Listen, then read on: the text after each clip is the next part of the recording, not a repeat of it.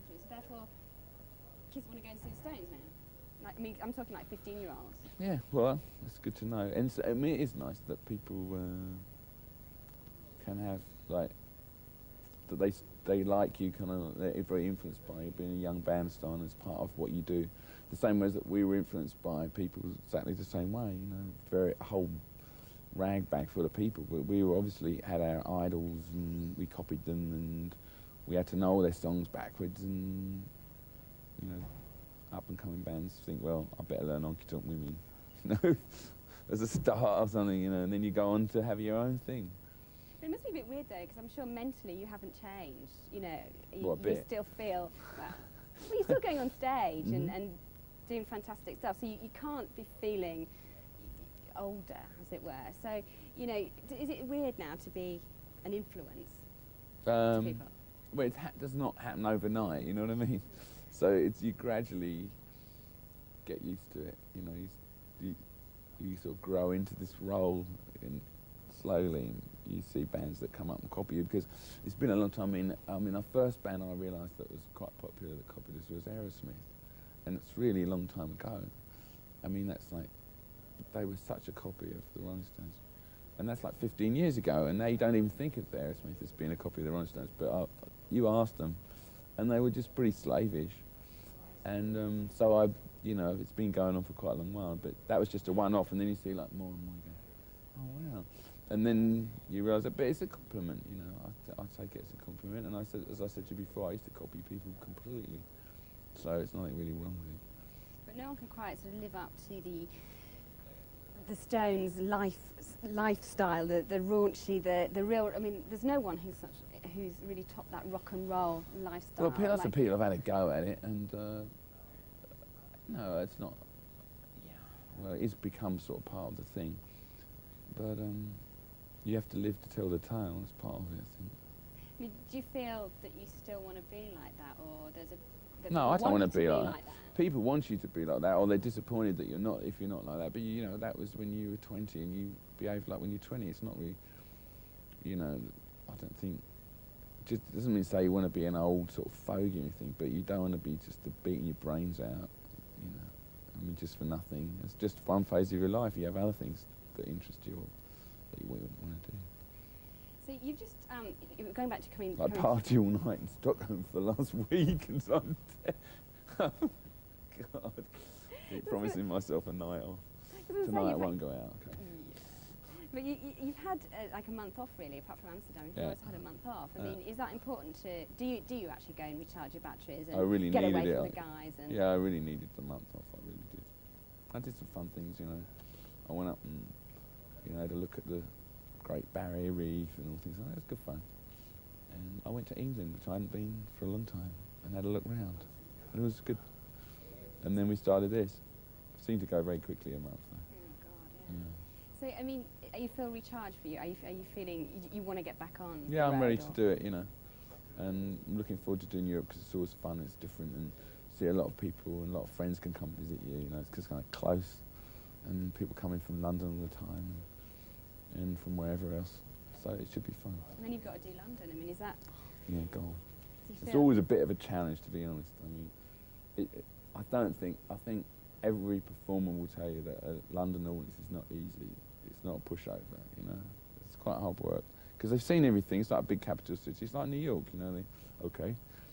You know, it's not like starved of entertainment. But, you know, usually in the end, you know, it'll be all right. Right, one last question. I believe you wanted to play China.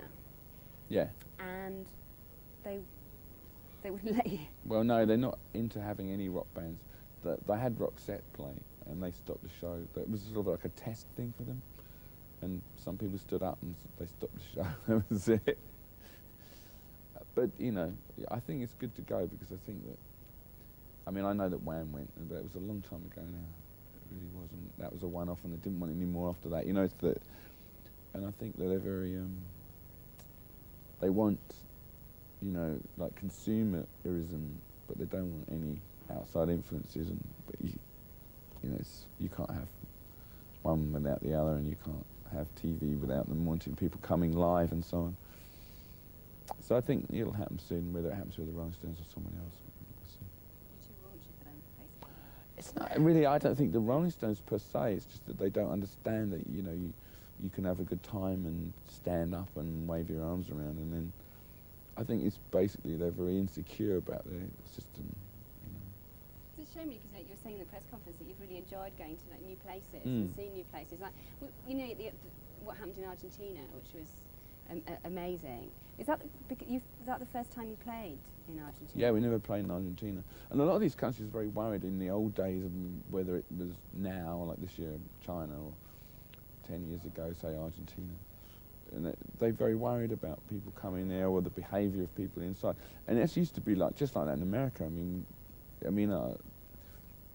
The same thing that happened to Roxette in China happened in the United States 30 years ago. And so you used to go to places and the police used to bang sort of 14-year-old girls on the head and stop the show, and that was considered okay behaviour.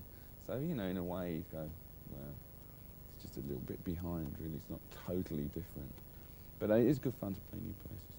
You don't get tempted to get involved in the politics of those countries? Yeah, well, you are kind of involved in, not so much in the day-to-day politics, but say in a place like where we went in Chile, they'd never really had a lot of shows there. So, in a way,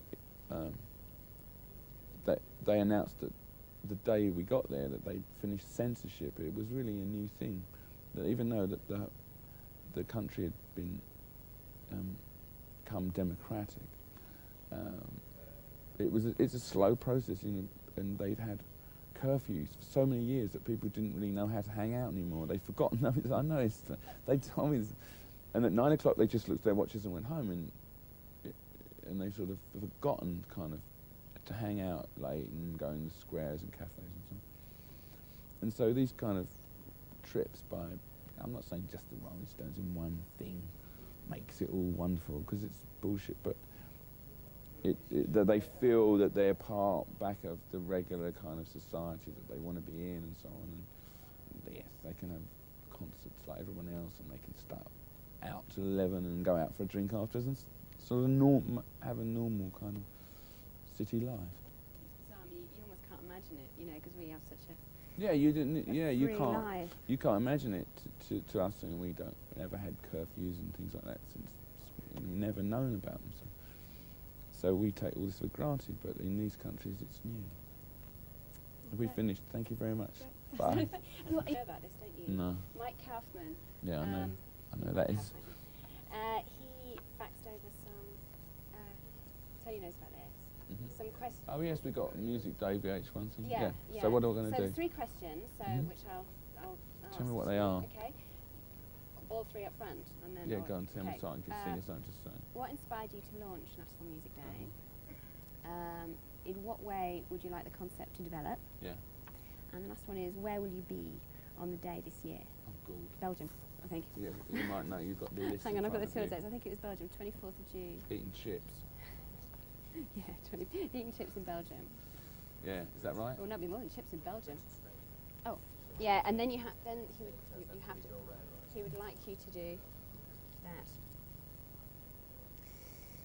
If that's okay. Oh, great.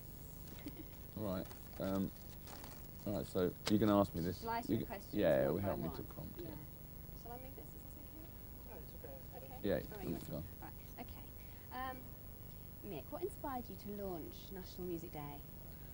Well, I've been in France, and they had a National Music Day in France, and it was a big laugh on the street in Paris, and everyone was wandering around, all these bands, and one of the guys that started the National Music Day in France said, why don't you do it in England? I've been trying to get the English to do it, and they're very resistant to it, and I said, well, I'll see what I can do. So yeah, I managed to, with other people, not just myself, get it off the ground.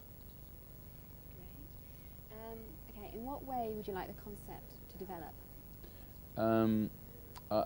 I don't know. I think I'd prefer it to be more of a street thing than it is in some places. But it's kind of interesting because each place develops their own way of doing it. But I haven't been there the last 2 years, so I'm not totally up on it. Okay, so where will you be this year, on the 24th of June? I will be in Brussels doing a show, so I won't be able to be there again. So it's a bit of a drag, but I'm going to watch VH1 to see how it goes. What a diplomat. Not really. Thank you. Do you really want me to do this exactly? Tony? I don't think it matters exactly. I've done it, no? I think I have to do one though, no? Straight to camera? Yeah, straight to camera, I think, yeah. Okay, let me do it. Well, I've, you know, Bit trite, isn't bit it? the way Tony, it's written? totally. Hang on.